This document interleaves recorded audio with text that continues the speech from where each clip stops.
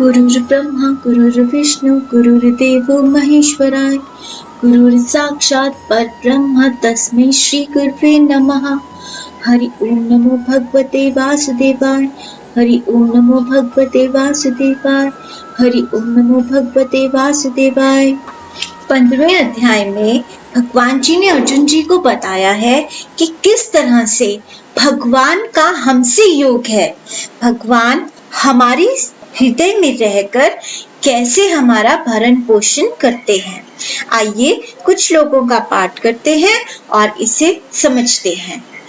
श्री भगवानुवाचः ऊर्ध्वमूलम् अधः शाखम् अश्वत्थं प्राहु अव्ययम् छन्दांसि यस्य पर्णानि यः तं वेद सः वेदवित् अधः च ऊर्ध्वं प्रसृता तस्य शाखाः गुण प्रवृद्धा विषय प्रवालाः अधः च मूलानि अनुसंततानि कर्म अनुबंधिनी मनुष्यलोके।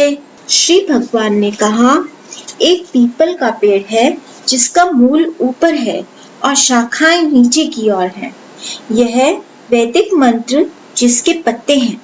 जो इस वृक्ष को तत्व से जानता है वह वेद के तात्पर्य को जानने वाला है। माया के तीनों गुणों रूप जल से बड़ी हुई इस संसार रूप वृक्ष की शाखाएं ऊपर नीचे सब और फैली हुई हैं। इंद्रिय विषय ही इसके पत्ते हैं तथा मनुष्य योनि में कर्म के अनुसार बांधने वाली इसकी जड़ें नीचे की ओर भी फैल रही हैं। न रूपम अस्य इह तथा उपलभ्यते न अंतः न च आदि न च संप्रतिष्ठा अश्वत्थम एनं सुविरूढ़ मूलम असंशस्त्रेण दृढ़ेन चित्वा ततः पदम तत्परिमार्गितव्यम् यस्मिन् गतः न निवर्तन्ति भूयः तम एव हि आद्यं पुरुषं प्रपद्ये यतः प्रवृत्तिः प्रसीता पुराणी। इस वृक्ष का असली रूप इस संसार में प्रत्यक्ष नहीं होता। इसके आदि अंत अथवा आधार को भी कोई नहीं जान सकता। इसलिए इस संसार वृक्ष को दृढ़ निश्चय के साथ वैराग्य रूप शस्त्र के द्वारा काटकर फिर उस परम पद को खोजना चाहिए जिसे प्राप्त होकर संसार में फिर नहीं आना पड़ता। इसके लिए उन्हीं आदि पुरुष श्री भगवान के शरणागत हो जाएं, जिनसे यह पुरातन संसार प्रवृत्ति फैली है और अनादि काल से जिनके आश्रित हैं। निर्माण मोहा चित्संग दोषः आध्यात्म नित्यः विनिवृत्त कामः सुख दुःखै संज्ञै गच्छन्ति अमूढः पदम अव्ययम् यत् न तद्भासते सूर्यः न शशांक न पावकः यत् गत्वा निवर्तन्ते तद्धाम परमं मम। मम एव अंश जीवलोके जीवभूतः सनातनः मम षष्ठानि इन्द्रियाणि प्रकृतिस्थानि कर्षति शरीरं यत् अवाप्नोति यच्च अपि उत्क्रामति ईश्वरः गृहीत्वा एतानि संयाति वायुः गन्धान् इव आस्यात्। जो मोह मिथ्या अहंकार और असत संग से मुक्त है, आध्यात्म तत्व को जानते हैं, जिनकी संपूर्ण प्राकृत कामनाएं नष्ट हो चुकी हैं, जो सुख दुख के द्वंद्वों से मुक्त हैं और श्री भगवान के शरणागत होना जानते हैं, वह ज्ञानी जन उस नित्य धाम को प्राप्त होते हैं। मेरे उस स्वयं प्रकाश धाम को न सूर्य प्रकाशित कर सकता है, न चंद्रमा और न अग्नि ही प्रकाशित कर सकता है। जिसे प्राप्त हुआ जीव इस प्राकृत जगत में फिर नहीं आता, वही मेरा परम धाम है। इस बद्ध जगत में यह जीव मेरा ही शाश्वत भिन्न अंश है।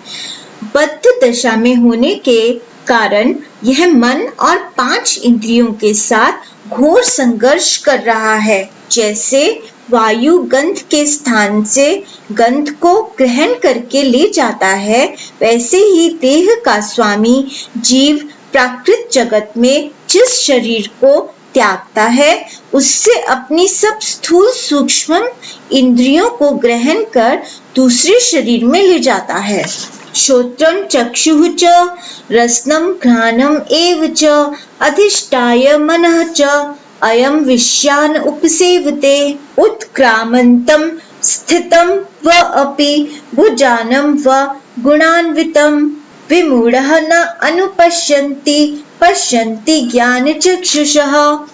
यतन्तः योगिनः च एनं पश्यन्ति आत्मनि अवस्थितं।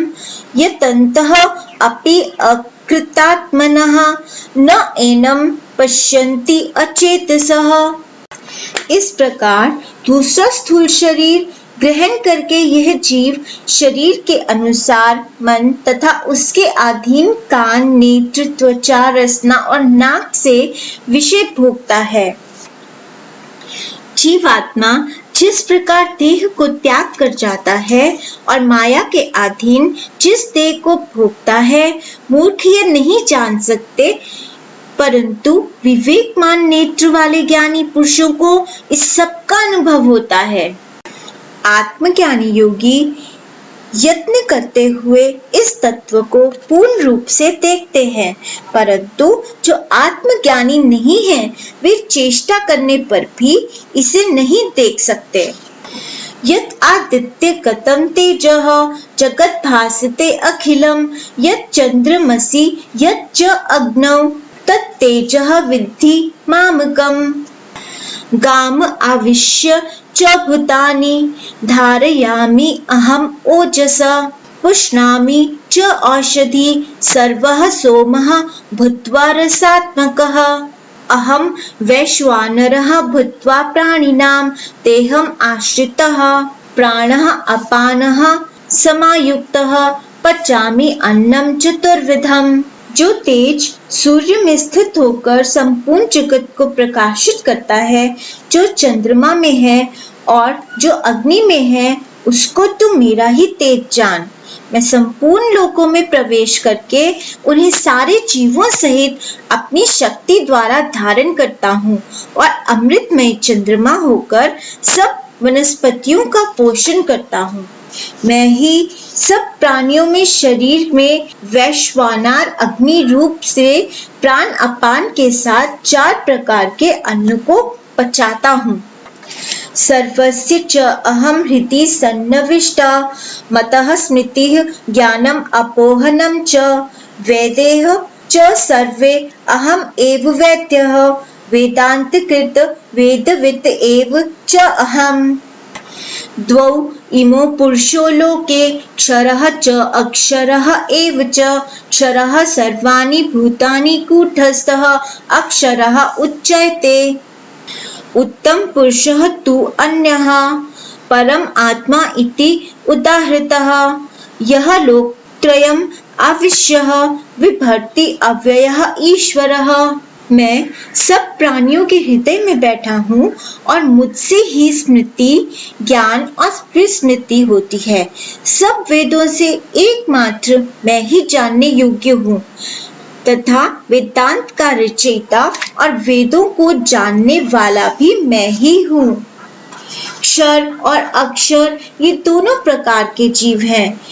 प्राकृतिक जगत में सब प्राणी क्षर हैं और वैकुंठ जगत में प्राणी मात्र अक्षर कहलाते हैं, परंतु इन दोनों से उत्तम पुरुष को अविनाशी परमेश्वर ही है, जो इन सब लोकों में प्रवेश करके उनका धारण पालन करते हैं। यस्मात् क्षरम् अतीतः अहम् अपि च उत्तमः, अतः अस्मि लोके वेद च प्रतीतः पुरुषोत्तमः। यः माम् एवम् अस्मूढः जानाति पुरुषोत्तमं, सः